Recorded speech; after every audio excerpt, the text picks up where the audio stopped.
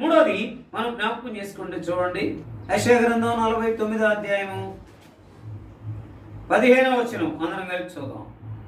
స్త్రీ తన గర్భమును పుట్టిన బిడ్డను, పేజ్ నంబర్ 611 15వ వచనం. స్త్రీ తన గర్భమును పుట్టిన బిడ్డను కరుణింపక తన చంటి పిల్లను మరుచున, వారైనా మరుచుదురు గాని నేను నిన్ను మరువను.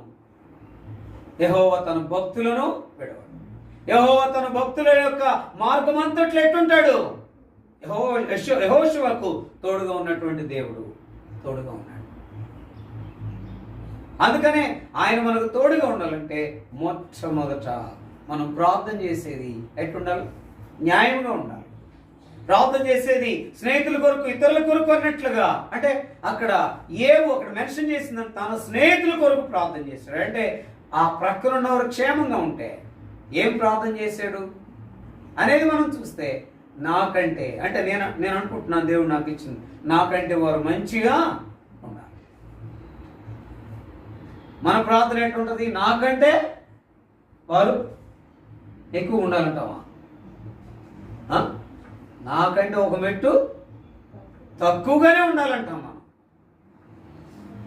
వీరంతవరకు మన ప్రార్థన అలా ఉంటుంది. అలా కాకుండా ఇలా ఏబోలే ప్రార్థన చేస్తే మనము రెండంతల అధికముగా, రెండంతల ఆశీర్వాదానికి, క్షేమస్థితిలో ఉండడానికి కారణంగా మిగిలిపోతుంది. అయితే మొట్టమొదట ఆయన మనకు తోడుగా ఉంటాడు. రెండోది ఆయన మనలను విడవడు. మూడోది ఆయన మనలను మరవడు. ఎవరిని పెడుతున్నాడు అక్కడ మరవడానికి? మరిచిపోవడానికి ఎవరిని అసలు మరవకుండా ఉండడానికి ఛాన్సే లేదు. మర్చిపోవడానికి స్త్రీ తన చంటి పిల్లను మరుచునా అంటే ఆమె మరచడానికి అసలు వీలు లేదు. అయినా వారు కూడా మరవడానికి ఛాన్స్ ఉంది. కానీ వారైనా మరుచుదురు కానీ నేను నిన్ను మరవను. నిజంగా ఆయన మరవకుండా ఉన్నాడు కనుకే, విడవకుండా ఉన్నాడు కనుకే, మన మార్గమంతట్లో ఆయన తోడుగా ఉన్నాడు కనుకే మన అందరం ఇక్కడ హెర్మోన్లో ఎట్టున్నాం? క్షేమస్థితిలో ఉన్నాం. ఆశీర్వాదం అనే అనుభవంలోనే ఉన్నాం. అది శారీరకమైన ఆశీర్వాదం కంటే దినదినం ఎక్కువగా దేవుల్లో ఉండటం అనేదే ఆశీర్వాదం. చాలా మందికి ఈ మర్మం తెలియదు. ఆశీర్వాదం అంటే బాగా పెద్ద ఉంది. ఉన్న పిల్లలందరూ ఉద్యోగం చేస్తున్నారు, ఎంతో ఉన్నతమైన స్థితిలో ఉన్నారు, పెద్ద మందిరం ఉంది, ఆ మందిరం అంతా కిక్కిరిసిపోతున్నారు. అబ్బా ఎంత ఆశీర్వాదము! అంటే నేను పెద్ద మందిరం ఉండొద్దంటలేదు, నిండిపోవద్దంటలేదు, కానీ దేవునికి ప్రాముఖ్యత, దేవుల్లో కొనసాగడం, దేవునికి మహిమకరమైన జీవితం అనేది చాలా తక్కువ మందిలో కనబడుతుంది. అయితే ఆశీర్వాదం అంటే దేవుళ్ళు నిలిచి ఆయన భయభక్తులు కలిగి ఆయన కొరకు ఎదురు చూసేది అని నేను అంటాను. అప్పుడు శారీరకమైన ఆశీర్వాదాన్ని దేవుడు తప్పకుండా ఇస్తాడు. అందుకొరకాయ నాలుగవదిగా యెషయా గ్రంథం 51వ అధ్యాయం 12వ వచనం. నేనే మిమ్మును ఓదార్చువాడను, చనిపోవు నరునికి తృణమాత్రుడగు నరునికి ఎందుకు భయపడదు అంటే నాలుగోది ఏంటి?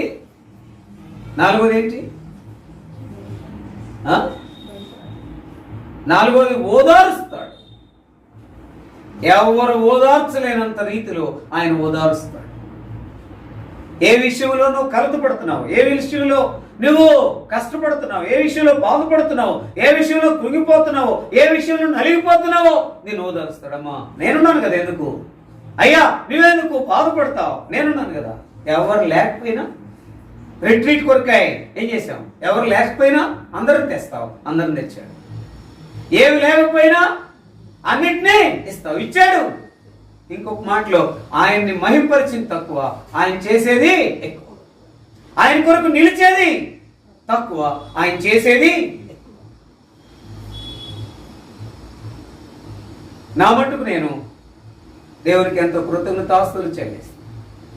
నా జీవితం అంతట్లో నేను మహింపరిచేది చాలా తక్కువే. ఇంకా నీ నామానికి అవమానం తెచ్చే స్థితిలో నేను ఉన్నప్పటికీ కూడా నన్ను దినదినమో జ్ఞాపకం చేసుకుని, ఎందుకు నా మార్గంలో తోడుగా ఉన్నావు, ఎందుకు నన్ను విడవలేదు. మూడవది నన్ను మరవలేదు. నాలుగోది నీవే నన్ను ఓదారుస్తున్నావు. ఐదవది ఇది నిత్యం ఆయన చేస్తున్నాడు. కీర్తనల గ్రంథం 121 అధ్యాయం 7వ వచనం చదవండి. కీర్తనల గ్రంథం 121. ఏ అపాయము రాకుండా యెహోవా నిన్ను కాపాడును, ఆయన నీ ప్రాణమును కాపాడు. ఏం చేసినాడు మనల్ని చెప్పండి? ఏ అపాయం రాకుండా చేశాడు, మన ప్రాణాన్ని. అంటే ఆ మాటను చూస్తే కొంతమంది వ్యక్తుల్ని నా ఉదయకాలం ప్రార్థనలో గుర్తుపెట్టుకుని ప్రభుని స్తుతించా. అయ్యా, అనేక మంది ప్రాణాలను కాపాడుతున్నా. ఆ భావంలో మాకు తెలిసిన వారిని కొంతమందిని ఉంచాం. దేవుడు మనల్ని కాపాడుతున్నాడంటే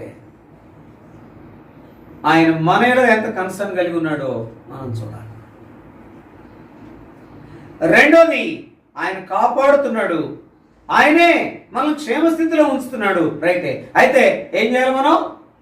ఎక్కడైతే ఇంకా దేవునికి ఆయాస్కరంగా ఉందో అది సరి చేసుకోవడానికి దేవుడిచ్చే సమయం అని గుర్తెరగాలి.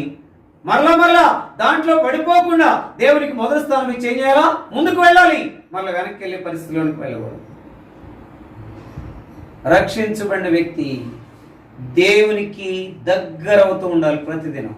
దూరం అయ్యే పరిస్థితుల్లోనికి వెళ్ళకూడదు. కానీ లోకమంతా, మనుషులంతా, దాని తర్వాత మరి ముఖ్యంగా విశ్వాసులంతా, ఆరాధికులంతా దినదినానికి ఏమవుతున్నారు? దూరం అయిపోతున్నారు. దేవునికి దగ్గర అవ్వడానికి బదులు దూరం అయిపోతా ఉన్నారు. అలా కాకుండా అత్యంత సమీపంగా మనం ప్రార్థన చేసే రీతిని ఎరిగి, మన ఎదుట విరోధంగా ఎవరైనా ఉంటే, ఆ భావం కలిగిన వారు ఉంటే వారిని క్షమించే స్థితిలో ఉండాలి. 7వదిగా యెషయా గ్రంథం 49వ అధ్యాయము 25వ వచనం. యెహోవా ఇలాగ సెలవిస్తున్నాడు, బలాఢ్యులు చెరపట్టబడిన వారు సైతము నడిపించబడుదురు, భీకరులు చెరపట్టిన వారు విడిపించబడుదురు. నీతో యుద్ధము చేయవారితో నేనే యుద్ధము చేసేదను, నీ పిల్లలను నేనే రక్షించదను. కాబట్టి మనం ఎంత ప్రయత్నం చేసినా దేవుడు రక్షించకపోతే మనం ఏమీ చేయాలి.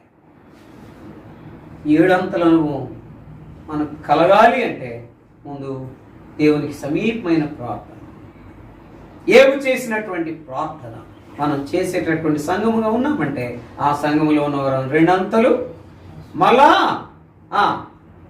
ఏంటి, 1 అంతకు 2 అంతలు, ఏ ఓలే 2 అంతలుగా మనం అధికమవుతాం. రెండవది, 2 అంతల ఆశీర్వాదము పొందుకుంటాం.